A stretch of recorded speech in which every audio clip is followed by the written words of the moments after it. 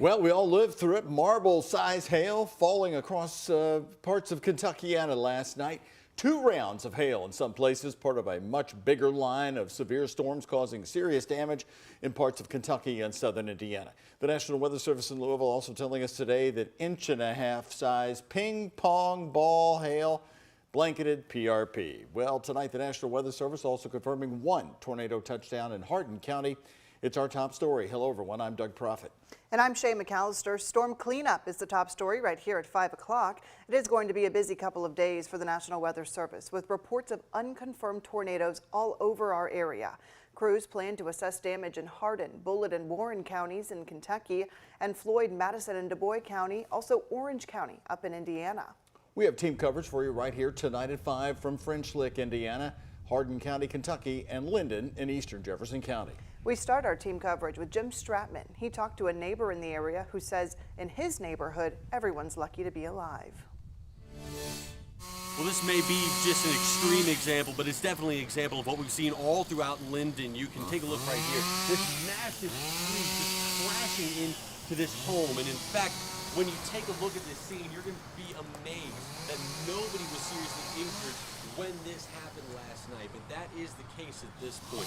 Nobody with serious injuries, and that's something that everybody here is very grateful for. We're all lucky and blessed to be alive right now. Jeremy Kirkham has lived along Hare Lane for the last 18 years, and he tells me that last night's storm is up there with one of the worst that he's seen. The reality really setting in as he came outside Monday morning to assess the damage and clear his driveway. Amazing enough, Jeremy's house was unharmed, while trees and tree limbs lay draped along power lines and filling yards with debris. Sirens came on for the alert. They're just a few blocks away. Then they went off and we thought we were in the clear. We knew another storm was coming through. Okay, so we just hunkered down in the basement just in case. And then, it's seemingly out of nowhere, the building just shook. Our whole house just shook. I went out to look. Saw some tree damage out front, thought, you know, hopefully that's the end of it. And then I noticed that our neighbor's house had just been totally damaged, if not completely trashed. Kirkham told me that he tried to get in to help his neighbors, but the tree had blocked off both of the entrances. Somehow, he says those neighbors found a way out with their dog and are safe. Now, this area did lose power for a significant amount of time. Kirkham told me that he just got his power back around 8 o'clock this morning. We did see crews out here overnight working hard to try to get power restored, especially to this area. Reporting in Louisville, Jim Stratman, WHAS11 on your side. Right now, we have confirmed 1 death caused by the storms. A tornado hit an Indiana home in Martin County, killing 1 person inside and hurting another. You can see this photo taken by a viewer right in the same area, showing the possible tornado as it barreled toward homes. Emergency teams say they have about 3 miles of damage there. Now, take a look at this terrifying video out of Greenwood, Indiana. This is just south of Indianapolis. Multiple people shot video of the twister tearing through a housing development. The powerful tornado tearing apart the building, sending debris hundreds of feet right into the air. Several neighborhoods are damaged or destroyed, according to the sheriff's department there. 7 miles away in the town of Bargersville, authorities say at least 75 homes are damaged after a tornado hit that area. They're all ready to come over and help us, and I said, well, let's get everything assessed first. But I'm probably going to be reaching out to some of the other towns to come in with some of their equipment to help us clear the roads and streets. The National Weather Service is surveying the damage and will determine the strength of any possible tornadoes. And we have some stunning video out of West Baden Springs Resort there, showing the golf ball size hail creating holes right into this iconic atrium. You can see the large hail hitting the roof and then spilling right over the side. WHAS11's Isaiah Kim Martinez and senior photojournalist Alyssa Newton are sharing how the repair efforts to the resort are going so far. Well, it's what folks in and around the French Lick Resort describe as 20 straight minutes of hail, increasing in size, bombarding places like right here at the Pete Dye Golf Course and nearby at a hotel building that's been around for more than 100 years. It was constant. I mean, there was no let up. What French Lick locals heard from their backyards, damaging cars and homes, saying they've never seen anything like it. We started to get people into shelters and shelter inside lowest levels. And what employees at West Baden Springs Hotel saw from inside in the atrium that is now closed. All of a sudden, you're seeing the size of my fist or a tennis ball or a baseball, and these things are just falling straight down out of the sky. And you start hearing glass shattering. Guests stepping up to the caution tape, getting as close as they can to take a look. Dozens of softball-sized holes from an intense period of hail, pummeling through the window panes of this historic dome. Light bulbs and globes were shattering. All 12 panels sustaining damage. This structure goes back to 1901, so 120 years.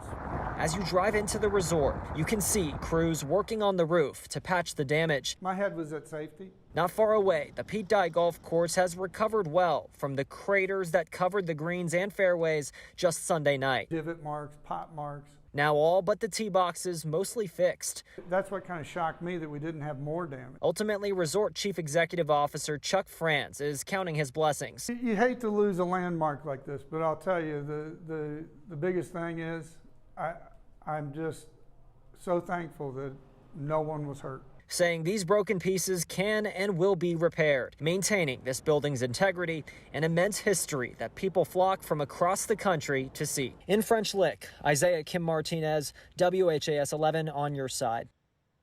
One part of the resort had a quick recovery. The golf course, they are right now back up in business. In fact, golfers were even playing a few rounds today. Pretty hard to believe when you see those images of the holes everywhere. You can't stop the golfers. They are a determined bunch. As for the hotel's atrium, well, management says the timeline for reopening that's still unclear, but all services are up and running. Well, today we want to let you know that the survey crew from the National Weather Service in Louisville is also in Kentucky and Hardin County. Around the Elizabethtown area, they identified the first tornado in our viewing area as happening there in Hardin County, classifying it as an EF2 with winds up to 115 miles per hour. Stay with us tonight at 5:30 as our coverage continue. Grace McKenna is in Cecilia, Kentucky, where homeowners rode out the storm. Today, several JCPS schools were impacted by the power outages, canceling school activities and nutrition services for today.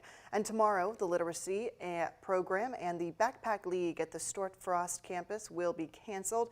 All other JCPS student activities are back to normal.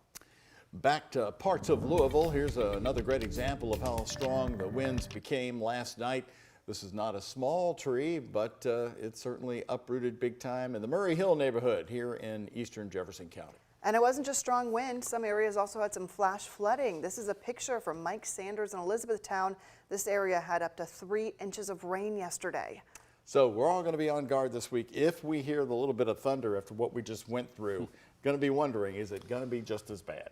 It's a good question for Chief Meteorologist Ben Pine. What do we have in store this week, Ben? Yeah, we don't expect anything like that anytime soon. But wow, I mean, that storm system last night threw all the different kind of threats at us. And we were talking about the potential of heavy rain and flooding like you saw right there, the large hail, the tornadoes, the frequent lightning, and the damaging wind gusts as well, with straight line wind damage there in Bullitt County around Shepherdsville. Nothing like that now, but we do have some isolated showers and a few rumbles of thunder. No severe weather with this, but some brief heavy rain will be possible, especially over southern Indiana and north of 64 in Kentucky and just off to the east of Louisville. We've got one little shower here over Henryville, off to the southwest of Hanover and just south of Bedford and just to the north of Paoli. A couple sprinkles perhaps with that little guy right there on the east end of Louisville as well. But there you can see the trend.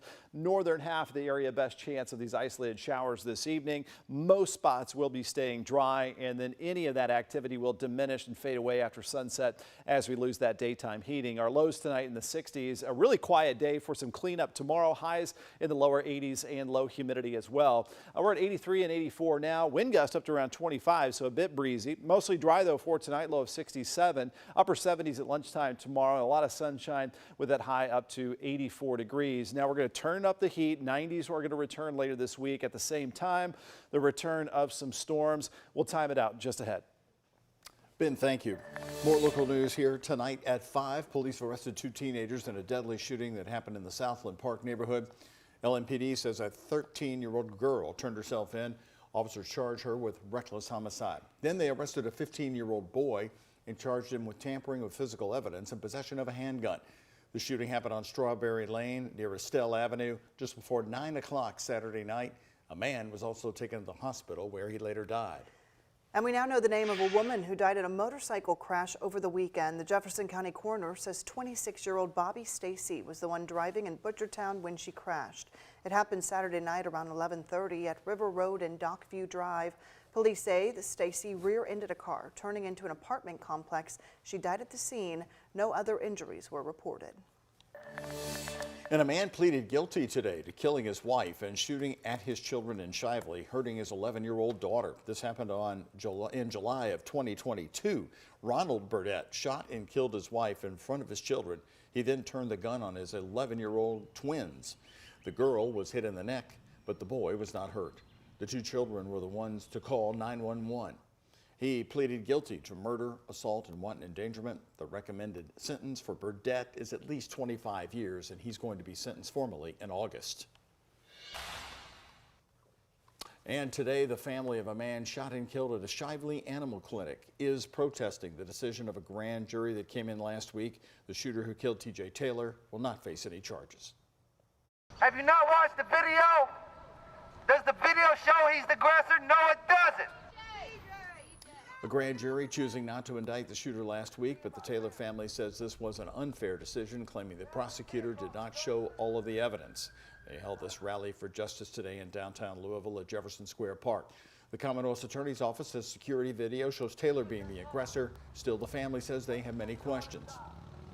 We were under dark for a lot of time, not knowing what exactly happened. Now that the video has been released, we know what happened, and the video and all the testimony and everything from the Commonwealth's attorney to the Shively Police Department does not add up. It's important to note the grand jury watched the video of the shooting and found the evidence does not support the family's claims. We have posted that video. It is on our website, WHAS11.com.